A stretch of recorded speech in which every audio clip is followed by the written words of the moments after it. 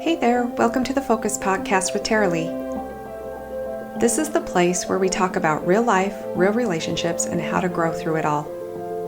If you're looking for simple mindset shifts, better communication, and deeper connections, you're in the right spot. Let's dive in. Hi there. Before we dive into our conversation with Brian Power, I want to set the stage for you. You have probably heard of attachment style before. This is the idea that the way we bonded with parents or caregivers as kids shapes how we show up in relationships today. Maybe you've heard the terms anxious, avoidant, secure, disorganized. Those categories can be really eye-opening, but they can also leave us feeling a little stuck, like we are trapped in one style forever. This is why I love integrated attachment theory. Instead of just labeling us, this gives us the tools to move towards secure connection no matter where we are starting from. Think of it as a roadmap to healing and growth in your relationships. So as you listen today, I invite you to notice what feels familiar. Where do you see yourself in these patterns? And even more importantly, what small shifts can you start making today to move closer to security? All right, let's get into it. Here's my conversation with Brian Power. Well, welcome back to the Focus Podcast. Today, I am joined by Brian Power. He is a relationship coach who used integrated attachment theory to transform his marriage after separation. And his story is one of healing and growth and turning breakdowns into breakthroughs. So, Brian, welcome. I'm so glad you're here today. Tara Lee, thanks so much for having me on the show. I really love your show, what you're doing. And I was listening to one of your episodes. You're gonna have to tell me before the end of the show, what is a dirty soda? I really need to understand that. Oh, I can tell you all about it. I've actually got mine right here. There you So I go. will tell you, I love Diet Coke with a little bit of coconut and lime. That's There you my, go. but some people put cream in it. Some people put, Yeah, yeah. all kinds of stuff. But for Nice. me, that's what I That's consider a the dirty formula. soda. All right, got you. Yep. Yeah. Well, welcome. So I was so excited to have you on the podcast today because integrated attachment theory is something I've actually been studying quite a bit about the last few months because it is so fascinating. So, for listeners who don't know what that is, can you tell us a little bit about it? Yeah, so integrated attachment theory was actually created by Thais Gibson out of Canada. And so it's developed off of attachment theory itself. So Mhm. attachment theory has really been around since like the 70s. And it's really how we attach in our relationships. It deals with a lot of our core wounds and our behaviors and stuff like that. What I love about what Thais Gibson's work did was she actually brought in elements to actually fix those attachment styles. So it's one thing to understand our attachment style, that certainly helps and gives us some knowledge. But it's another thing to have some tools to begin to work on that can actually help heal those attachment styles and put them in the right direction. So that's what I love about her work. I love it. Yeah, there's so much. We're going to get into, I think, a lot of this more. But tell us a little bit about your background and your story because that's so fascinating at how you got into this. Because I Yeah, I think mean, our listeners will understand too. There's many clients that I work with personally that I sure. think will really benefit from your story. Yeah, I hope some people get something out of the information I'm going to share today and can, kind of relate to some of the story, that I will tell here. I hope it didn't get as severe for you as it did for me, but my story begins really obviously from childhood and some of the core wounds and stuff that my wife and I developed. That's really where a lot of our problems start, right? Is childhood, and we developed some core wounds and stuff. But all those core wounds really played out in 2024 when my wife and I would go from really having what I would consider a pretty good relationship, with some minor fights and some disagreements and stuff. All of a sudden, it delved into complete emotional chaos, complete emotional withdrawal on her side, which sent me into a tailspin on my side. And I became very anxious and had a lot of anxiety from that. And it became an emotional clash between the two of us, to the point where ultimately she would put a restraining order on me for emotional purposes, never a violent threat. It was literally just she needed emotional safety, didn't know how to get away, didn't know how to make it happen. And so reached for the law thing, if you will, and put this restraining order, which at first felt like the end of the world. That was it. The relationship was over. And essentially it was, that at that point I accepted that maybe we can't fix this and it's just too far gone. But as it would turn out, a lot of the work that we were doing and some of the stuff I learned with integrated attachment theory as I continued to do that would begin to actually heal us in a direction that was unforeseen and unbelievable actually. And in a few months after everything fell apart, it began to start to come back together again. And today, I'd say almost a year later, we have probably the best relationship I've ever had in my life, and we are so much better for the experience that we went through. That it's been an unbelievable journey, and I'm here to share that with you. And hopefully, some of you guys can get some of the information I've learned and maybe run with it as well, and maybe help improve your relationship or even save a relationship, and Yeah. just see what happens. But yeah, it's been a crazy journey. Yeah, I bet. I know just kind of learning a little bit about ourselves and stuff kind of opens our eyes a lot to that. What did the actual process of repairing your relationship look like? Yeah, so I mean, as far as repairing it goes, basically I started coming across integrated attachment theory about a month or so before the restraining order, before it really ended, if you will. I was introduced to that through a webinar that Thais Gibson did on Mel Robbins' show, and it's about an I hour and a half long, and she talks I about. love that. It's a Yes. great episode, and it really explained the attachment styles. And Hmm. I was hooked right there. I was like, man, this girl knows something here. There's some information here. And so I just delved into some of her work even before that ended, and I started getting really into it. I started really realizing that there was some answers here. Unfortunately, it was kind of a little too late. My wife and I were both doing some therapy, and that therapy had, again, we were in that triggered zone where our emotional state was Hmm. just a disaster. But yeah, that's where I began to get introduced to it. And then I just decided I was going to stay on that path, right? Even though it was over with my wife, I felt like it was over there. I wanted to just fix it for myself and for my son. That was a key motivator. I don't want to pass the unhealthy behaviors on to him. And I knew that I would have a healthy relationship with somebody. Again, I knew wasn't going to be single for the rest of my life. And I figured, well, if that's the case, I want to make sure that the next one is even better and that I'm in a better state, right? So that I can have a better relationship in the Yeah. future with someone. Little did I know that it would ultimately, be my wife again, and we'd be able to kind of come back around and come full circle with that. But at the same time, it didn't matter to me. I was going to do it regardless of what happens. Yeah. Yeah. Yeah. That I think um can you take us back like maybe to some of the moments that you were in at that time and that you thought this isn't going to work. This is not going to and how you push through some of Oh, those moments maybe with some of the things that you learned because I know a lot of our my listeners and a lot of the people that I do work with too sometimes think that like you did that okay this isn't going to work that I need to just move on or whatever but maybe take us back a little bit to your yeah. experience. Well, for me, it was desperation. I was like, I always say, like, pain is a great motivator, right? And so, Hmm. and that's why my website is makeyourrelationshipfail.com. And it's really based off the idea that failure sometimes can be our greatest motivator and that pain that we're Hmm. experiencing. And we can turn that around and say, okay, I'm going to use this horrible experience for something really great and make this work for something good. And so that's what I decided to do. I just knew that if I kept doing the work, it was going to pay off. I don't know. I guess I had a certain amount of faith, and again, desperation. What else was I going to do? Yeah, give up? I mean, I might as well just put my head down and see what happens and do the work every day. I Yeah. always say it's kind of like going to the gym. You don't build muscles overnight. It takes Mm-mm. years to get into really good shape and build that kind of muscle that you see sometimes that people have, right? And so that's what it may take here. Is just it may take some time. It may take that effort, but every day that you're doing the work, you are getting a little bit better. Even though you don't notice it sometimes, other people will Yeah. eventually notice it, and it does begin to sink into your brain. It does become second nature to us, and all of a sudden, somebody will wake up and go, "You're different." You're different. What is it about you that you're doing? Oh, well, I'm learning this integrated attachment theory stuff, and actually, you're talking about it, Yeah. right? So I could just say, like, I understand that sometimes we have a hard time believing that it can work for us, and that's where sometimes a coach can help, and that's where I kind of help people coach through that. So because sometimes we do Hmm. need somebody who can encourage us a little and say, keep going, don't stay the course, don't give up. It's going to be okay, and let's get through this, and yeah, just keep putting your head down and let's do the work and we'll see where this lands. Yeah, I Yeah. love that. I love that, like you said, sometimes you need a coach. Sometimes you need somebody to say, like, hey, this isn't working, or hey, have you thought of that? Or, just things. And that's what I love about the integrated attachment theory is that it kind of helps us recognize our own like attachments, not only just attachment style, but things that we need to do and things that we personally, not necessarily, because I think a lot of times, and I see this a lot in the couples that I helped come in and they want me to change them. They want me to Yeah. help fix him, Yeah.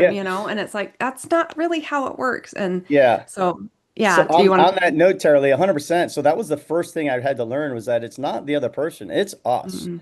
Okay, Mm-hmm. it's so easy to say it's their problem, their problem. And that's really what started us going to therapy, right? Because my wife challenged me after a little disagreement we had. She challenged me to go to therapy. And I said, okay, I'll go. I'm willing to learn. But you also need to go to therapy, right? Because I'm thinking it's her fault. She's got the issues, and she's thinking it's me. I'm the one with all the issues. And that's the way we do this. And that's a Mm-hmm. really big part of the problem is that nobody's willing to take ownership of their own crap, you know? And so Mm-hmm. so we have to first look in the mirror and say, what am I doing to contribute to this? And I love what Thais Gibson says. She says that we're both 100% responsible for our 50% of the relationship. So how am I really showing up? You know, and a lot of times I'm not showing up exactly how I should be.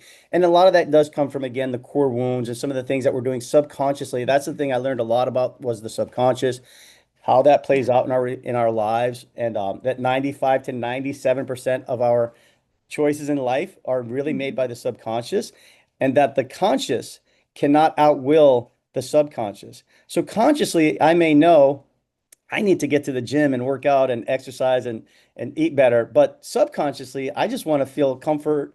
I want to have some connection with my friends, and so I go out on Thursday night with my buddies and grab a burger rather than hitting the gym because that's what my brain is wanting, and the Yeah. subconscious will take over. So it's not that we sabotage things; it's just that our brain is a needs meeting machine, and it will always get its needs met first, no matter what, even if it's not necessarily healthy in the long run, it always wants to meet its needs immediately. So that's something that Yeah. was very powerful. And I saw that happen in my life. I saw that happen as my relationship was falling apart, how the subconscious really was taking over because I consciously knew certain things Yeah. I would, be safe and okay, but I saw the way the subconscious was playing out and I really was like a train wreck. I couldn't stop it. It's crazy. Yeah. Well, it's our survival brain. That's what I love everything about the brain and how it's so fascinating to me. Yeah. And like when you talked about how your wife needed like emotional space, which probably triggered you to like to grab on even tighter, which that's what probably what, was the worst thing that could possibly happen and to us. And I think because our survival brain's like, oh, I gotta fix it. I gotta, fight, Yeah, flight, freeze, that whole thing. What do you absolutely. think are some signs of unresolved wounds might be influencing someone's relationship? What are some signs that you know that I you've mean, for seen? me, so I kind of was leaning. I'm like a fearful avoidant, leaning anxious, preoccupied. Anxious, preoccupied really put a lot of stock into relationships and connection, and they could be outgoing, friendly people, and all this other good stuff. There's a lot of good qualities about them, but the problem with them sometimes is that we're a little bit needy, and we tend to, have one of our main core wounds would be like a fear of abandonment, right, or a fear of Mhm. being alone and stuff. So, what does that cause me to do? That probably causes me to, be overly helpful, be a people pleaser at times when doing things that I don't maybe want to do and letting people cross my boundaries if I have any at all. So that now all of a Yeah, sudden I'm doing these things for everybody else, trying to make sure that everybody else is happy so that I keep the connection, right? The yeah. connection is the main goal here. Which can Uh, cause resentment, right? Right. Then it Too. causes internal resentment because, I'm not getting maybe back as much as I'm giving and all those things. So yeah, man, that's the thing. The subconscious plays in such a crazy manner. And then, on the flip side is like the dismissive avoidance. So my wife is fearful avoidant, but leaning dismissive. And on her side, you're right. She wanted space. She needed that time to think, some clarity. They really crave independence and fear, being trapped and stuff. So the closer I tried to get at that time, the more she wanted to pull away. And the more she wanted to pull away, the more I wanted to get close. And that's what caused a lot of our combative, emotional distress, if you will, and ultimately led to the restraining order. Had Mhm. I known this information sooner, I might have been able to realize, okay, wait a second. When she needs space, she's not saying she's going to leave me. She's not saying she hates me. She's not saying any of that. She's just saying, I need to breathe. I need to figure out some things myself. And that time alone gives me clarity. And we'll come back and talk about this later at a better time. And when we know that, then I can maybe relax a little bit more and say, okay, wait a second. Now that I know that, I don't have to take it so personal. Maybe I can let her breathe a little bit and let's talk about it in the future and at a time when it's going to be a healthier situation where we're not both emotionally triggered. Because if you're Yeah. both, if even one person is emotionally triggered, that is a real bad time to have any type of conversation because it usually just leads to really bad stuff. Yeah, definitely. Yeah. My dad was a marriage and family therapist, and I Oh, remember wow. him, like long time ago, telling us like, like one of the first things he used to say was like, I know people's back a long time ago used to say, "Don't ever go to bed angry." And he's like, Right. "No, go to bed, get a good Yeah. night's sleep. Don't ever sit up all night discussing something when you're tired or hungry or, any of Yeah. those things." And that was like completely opposite, in the 90s of what other people Right, of what used to we hear, say. right? Yeah, well, that's the Hmm. thing we hear, right? But you're right, it's so opposite what we're told a lot of times in mainstream, what we're hearing as to what we really need to do. Now, that's hard for an anxious, preoccupied person to do sometimes, right? Is to just sleep Yes. on it and let it go. But as an anxious person, if you can recognize that and realize, okay, breathe, get regulated, and we're going to be okay. Let's do this tomorrow. That just takes a little practice and awareness and stuff like that. Yes, awareness is the key. I think sometimes we start creating thoughts in our head, it kind of goes back to my focus framework where what are the facts? We have to think of that. But Yeah. because sometimes our thoughts in our head, we start thinking, like you were saying with your wife, that you're thinking, oh, she's going to leave me. She's what, and all these things, you're creating the story in your head, which is creating more anxiety for you, that's causing you to behave more and want to attach to her, which is the absolute worst of what she was needing right then. So we've Yeah. got to really get that story right. Just go back to the facts, right? Yeah. So, sorry, go ahead. Yeah, no, 100%. I feel like it really comes back to those core wounds that we develop throughout our lives. Hmm. And those core wounds, again, are really wreaking havoc with our subconscious mind. And until Yeah. we really become aware of that, and then once we become aware, now work to change that a little bit, it's going to continue to wreak havoc. And that's what it does. I'm a 56-year-old man. This all happened when I was 55, and I felt like I had done a lot of work. I felt like, had before, I always say this before, everybody's secure until, the crap hits the fan, right? And then once the Hmm. crap hits the fan, then the truth comes out. Then you're going to see your weaknesses and where you're failing, right? And that's what happened to me. Like, hey, I was secure up until my wife started to really pull away, up until things really started to go south. Then all of a sudden, all my subconscious weaknesses began to like come to the forefront, and all of a sudden, I was over the top anxiety. My fear of abandonment was there. Just so many Hmm. issues there that came out, and it was like overwhelming. So yeah, everybody's secure until things get really rough. Yeah, that was like the perfect storm to boom, right? It was. So I know that integrated attachment theory focuses on like six core elements, right? Do you want to talk a little bit about those or? Yeah, yeah. So the six core elements are the your core wounds, our Mhm. needs, our emotions, boundaries. How do we set them? What are they? And then our communication skills and our behaviors. All right. So when we Mhm. work on all six of those core elements, it really is a game changer for any relationship, right? So I always like the first three. I think are the most important. It's that core wound. It's that subconscious stuff. We've got to start to discover what they are and begin to heal those because that's really at the core of it all. And then as we heal that, again, we learn how to now what are our true needs? What do I really need in life? What are the things that are really important to me? And then how can I get a lot of my needs met on my own without having to Mhm. outsource my needs? Because if I'm outsourcing my needs, then I'm Yeah. going to be really needy among for everybody else, and that puts my power in their hands, not my own. So how do I get most of my needs met internally? Now there are some needs that we certainly have need for connection and stuff like that. So yeah, I need somebody else to maybe connect with eventually, but essentially, yeah, for the most part, get most of our needs met on our own. And then our emotions, the emotional states that we go through, how do I really kind of I like to utilize those, right? So I always say there's no Mhm. really bad emotion. We're taught that Mhm. fear or anger and all this stuff is bad. No, it's really just information. All right. So when we're emotionally triggered, how can I take that information and what is it telling me? Why am I afraid? Why am I angry right now? What is going on here? What are the thoughts I'm having that are behind that can then begin Yes. to that now I begin to learn from that and then I can work on that, right? So don't be afraid of your emotions, but definitely learn from them and try to figure out what's causing the emotion. After that, again, is our boundaries, right? What are important things to me? If I have certain boundaries in life, how do I make sure that they're reasonable? That, you don't want extreme boundaries where sometimes a dismissive avoidant will have something really extreme and just obtuse, not even like, it's like, what is that, And then maybe an anxious preoccupied has like no boundaries. We're just boundaryless. We're like, I'm a doormat. So just as long as you don't leave me, I'll let you do whatever, right? And there's no boundaries, but that's not healthy either way. So how do I find some middle ground, some good boundaries that are reasonable for both sides? And then how do I respect other people's boundaries and how do I make sure that they're respecting my boundaries? And then Mhm. communication, which is a huge one. I find communication is a lot of people say the relationship ended because there was lack of communication, right? And the communication breakdown. And I feel like a lot of times it's just because of the way we communicate differently. We may be Mhm. trying to say the same thing, But because we're speaking different languages, essentially in the love world, if you will, it doesn't resonate, and we can't get through. And Mhm. over time, that just erodes that, and that's where eventually we feel like I've been doing this for years, and that person won't listen, and we just get Yeah. frustrated because we've tried. But again, it's like if I'm talking English and somebody else is maybe talking Chinese or French or something, we may not just be able to get there, right? It's hard to do that. So we have to learn how to speak some language that we can both kind of understand, right? And then last but not least, our behaviors. How do I really change the way I act every day? And some of the things that I may do when I am triggered, especially if I'm in a triggered state. How can I, be emotional and still not have to be over the top and be a jerk and maybe yell and scream or some of those things, right? How can I get to the point where, okay, maybe I'm triggered, I'm emotional, but now instead of yelling and screaming, maybe I walk out the door and I just go for an hour walk around the block until I finally bring my body into a regulated state, or maybe I go to the gym or whatever it is that I can do to begin to change my behavior so that people can look and say, wow, that man is, I earn respect, and people respect that. And they look at you and go, wow, wait a second. That's a guy that knows how to handle his stuff, right? He's not an emotional, basket case, or, somebody who can't like handle themselves. So those six core elements to me are just game changers. They will Yeah. change your life internally. I believe the work is first for us. The relationship that we have the most is with us.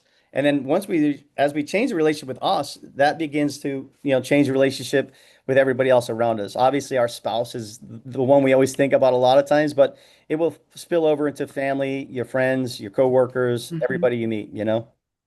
Yes, Yeah. definitely.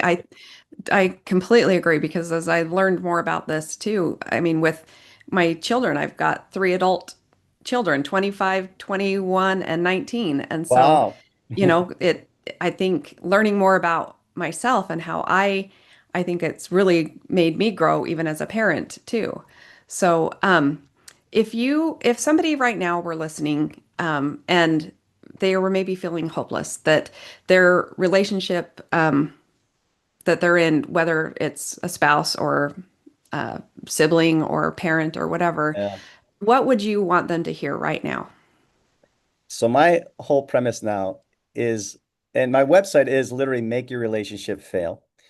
And is it because we want relationships to fail? No, of course not. We all started out, we fall in love, we have all these ideas that we're going to be together forever, and then for some reason they fall apart, and they sometimes they get to that broken state where they're completely gone, and like we lose that person we love. And I always say there's nothing worse than losing the person you love, not because you don't love each other, but simply because you don't have the tools necessary to fix it and to keep it going. And so, but unfortunately, sometimes it does take failure. It does take a real, hit rock bottom, if you will, to be willing to make the changes and be willing to learn. And I feel like sometimes hitting rock bottom is such a blessing. In the past, I used to think that was a curse. I was being punished and everything else, and it's not. Hitting rock bottom could be the best thing. I always think of it like a Super Ball. Like the harder and faster a Super Ball hits the ground, the higher that thing can bounce. And so I like to think of myself as a Super Ball now, that no matter what the situation is, I promise you, if you do the work, if you focus, if you gather yourself, anything can happen. And that means like your spouse can come back into your life, and like mine and was able to, and we were able to work through that. Or worst case scenario, you're going to do the work and you're going to meet somebody new. I promise you. Most of us aren't going to spend the rest of our lives alone. You're personally, how to, like, you're going to find somebody else. And when you do, you'll have a better relationship with that person. But the key is to not stay stuck where you are, because you have a choice, right? You can stay stuck, and you can just do nothing and hope that things change, which probably isn't going to happen. I always say they call it a breakup, not a breakdown. So if we're going to break up, we're going to level up through this breakup, right? We're going to level up. How are we going to do that? We're going to learn. We use this break to break up and find new tools and new awarenesses and stuff that's going to make me better. I can choose to break down, right? I can choose to fall apart. And if I do that, then yeah, maybe I am going to go down, and it's going to be longer to kind of Mhm. get to the next level. So right now, today, let's choose to break up. Let's choose to move forward. Let's choose to make this worst case situation, rock bottom moment, and let's turn it into something powerful. Let's turn this thing into the greatest thing that ever happened to you, because that's what happened for me and my wife. My wife and I had the best relationship ever today because we hit rock bottom. It's not like I want you to go there. It's awful. I hope that you don't go there, right? Do it before then, great. But if God forbid you do, like me, have to learn the hard way, get to the hit rock bottom. it's okay. There's hope. There's always a chance. I don't care what they tell you. I hate you. Get Mhm. out of my life. I'll never be happy with you. That's emotional baggage sometimes. That's just the way they're kind of reacting. But if we do the work and we learn, then anything can happen and turn around in an amazing way. You'll be shocked at how it can happen. So, Yeah, that's so great. And I think one thing I want people to know too is that because sometimes, I've had people come to me that their spouse or significant other does not want to do anything.